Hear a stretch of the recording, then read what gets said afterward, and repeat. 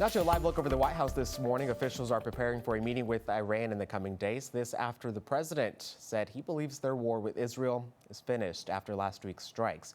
And now doubling down on his claims that the U.S. strikes obliterated Iran's main nuclear site, despite assessments from initial reports.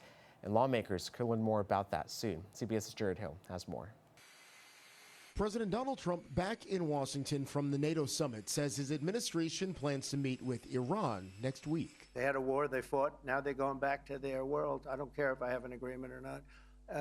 The only thing we'd be asking for is what we were asking for before about we want no nuclear. The president spent much of day two of the summit downplaying a preliminary assessment from the Defense Intelligence Agency that suggested U.S. strikes on 3 Iranian nuclear sites had only set their program back a few months. We've collected additional intelligence. We've also spoken to people who have seen the site, and the site is obliterated. In statements of their own, his CIA director and director of national intelligence claimed new intelligence that Iran's nuclear program has been severely damaged. Pentagon officials are expected to give a news conference today on the strikes, which the president says, quote, will prove both interesting and irrefutable. Senators will receive a classified briefing. I want to know the truth, and I hope we can get it this week. But there are reports the administration could limit how much classified information they receive. We certainly don't want people who are hostile to this government and are trying to undermine our national security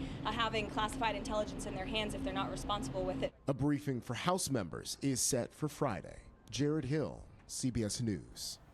And just yesterday, the White House press secretary told reporters she believes the leaks of the initial assessment of the U.S. strikes on Iran was illegal and says the FBI is investigating.